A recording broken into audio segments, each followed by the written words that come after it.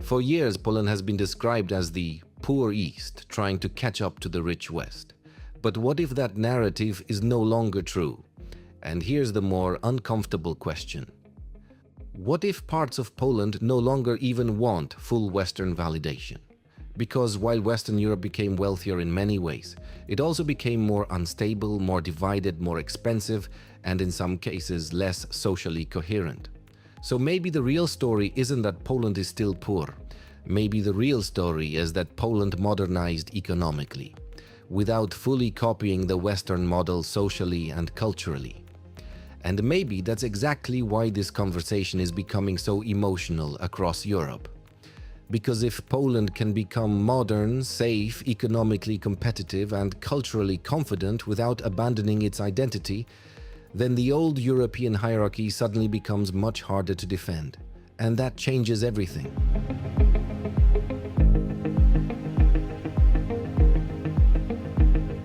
For decades, Europe operated under a very simple narrative.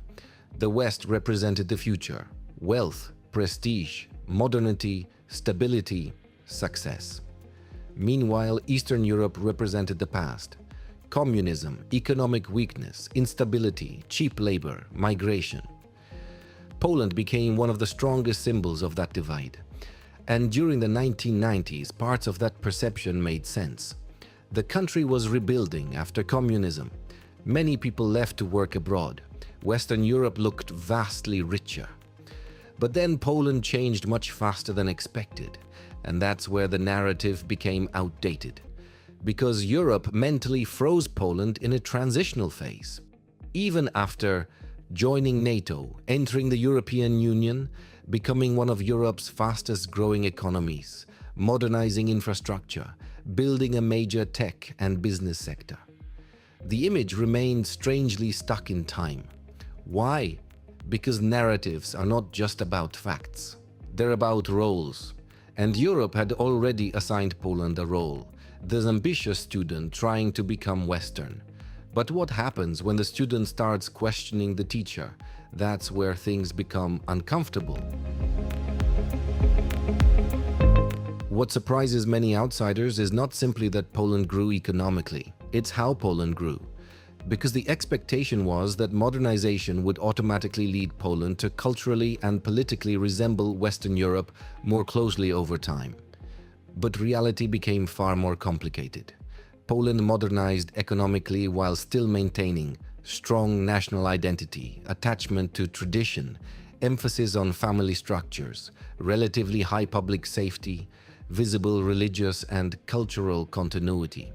And whether people agree with Poland politically or not, that combination attracted enormous attention internationally. Because for years, many people assumed modernization only moved in one direction culturally. Poland complicated that assumption. Warsaw now has glass skyscrapers, global corporations, luxury apartments, modern highways, digital banking systems, and major business hubs. But at the same time, Poland still feels culturally distinct from many Western capitals. That contrast became impossible to ignore. And this is where the conversation becomes really interesting. Because some Poles increasingly look at parts of Western Europe and quietly ask, is becoming fully Western actually the goal anymore? That question would have sounded shocking 20 years ago. Today it appears more often than many outsiders realize. For decades, Western Europe was viewed as the final destination, the model everyone else was expected to follow. But over the last decade, several problems changed that image dramatically. Housing became unaffordable in many cities. Social trust weakened in some places. Migration pressures intensified political tensions. Certain urban areas saw visible increases in disorder, crime concerns, and social fragmentation. Meanwhile, younger generations across Western Europe increasingly struggle with high rent, weak purchasing power, delayed family formation, economic anxiety. And suddenly, the Western model no longer looked untouchable. Now pause for a second. This does not mean Western Europe collapsed. Far from it. Many Western countries remain extremely wealthy, influential, and successful. But the image of perfect stability cracked, and that changed how many Poles viewed the comparison. Because while Poland still earns lower average salaries than some Western countries, many people also see cleaner public spaces, lower violent crime, stronger national cohesion, growing infrastructure, rising quality of life. So the old equation became harder to sustain. Rich West equals superior society no longer felt automatically obvious to everyone. And maybe that's one reason the old narrative still gets repeated so aggressively. Because narratives become louder when reality starts challenging them.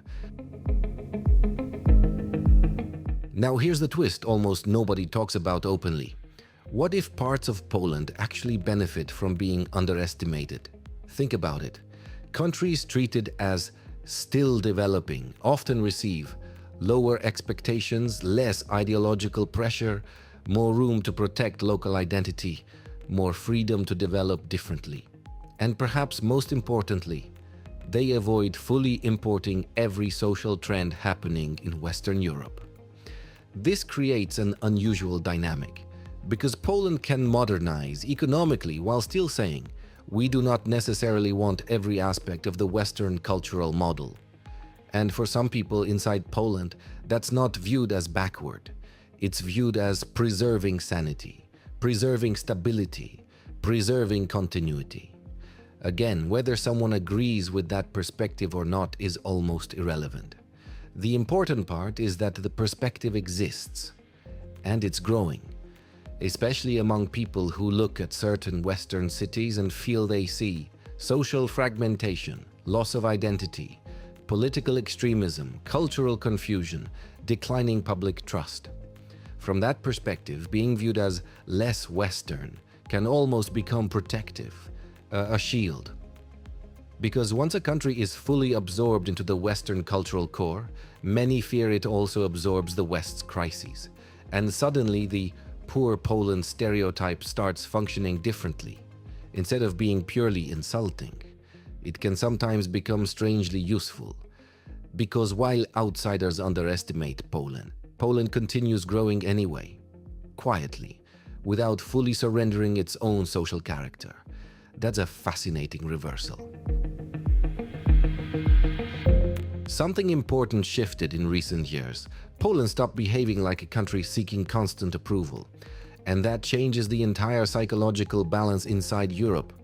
Historically, countries seen as Eastern were expected to imitate the West, but Poland increasingly behaves like a country choosing selectively instead. Modernize economically? Yes. Expand military strength? Yes. Build infrastructure? Yes. But completely abandon national identity in exchange for Western acceptance. That question no longer receives automatic agreement, and this creates enormous tension in European discussions. Because some people interpret Poland's confidence as independence, others interpret it as resistance. But regardless of political opinion, one thing is undeniable. Poland is no longer psychologically positioned like a weak peripheral state. And that transformation happened astonishingly fast. In historical terms, 20 years is almost nothing. Yet within one generation, Poland went from post-communist uncertainty to one of Europe's most strategically important countries. And perhaps what makes this story even more powerful is that many people inside Poland physically witnessed that transformation happen in real time. Parents remember one Poland. Their children grew up in another. That creates a national memory, unlike almost anywhere else in Europe. At its core, this debate is not really about economics anymore. It's about legitimacy. Who gets to define what a successful European country looks like? For decades, the answer seemed obvious. Success meant becoming culturally closer to Western Europe. But Poland complicated that formula, because Poland's rise suggests another possibility. A country can modernize while still remaining visibly itself. And for some observers, that idea is inspiring. For others, it's deeply uncomfortable, Because if multiple models of modern Europe can exist, then the old hierarchy weakens. And once hierarchies weaken, narratives start breaking apart. That's why Poland is often discussed emotionally rather than neutrally. The country represents something larger than itself, a challenge to assumptions that dominated Europe after the Cold War. Not militarily, not economically alone, psychologically. And that may explain why conversations about Poland online often become strangely intense compared to its actual size. People are not only arguing about Poland, they're arguing about what Europe itself should become. For years, Poland was expected to catch up to the West.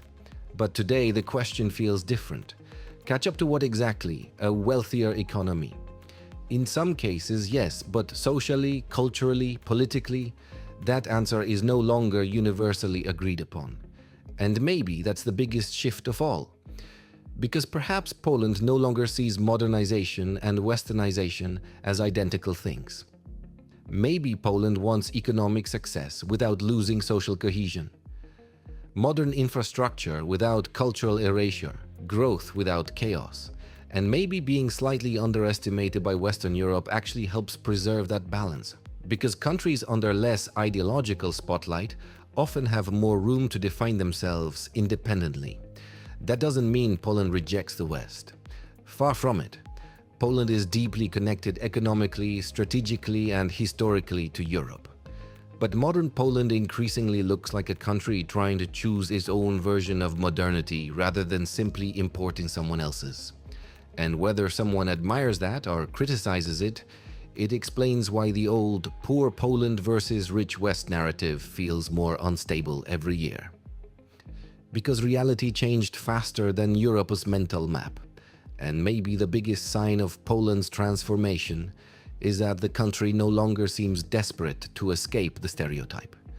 Maybe parts of Poland have started realizing something unexpected. Being underestimated can sometimes be an advantage. If this video sparked thoughts, agreement or disagreement, comment below. Has Poland outgrown the old European hierarchy, or simply created a new path inside it? And if this kind of deep analysis interests you, subscribe to The Poland for more conversation about Poland, Europe, identity, and the narratives shaping the future.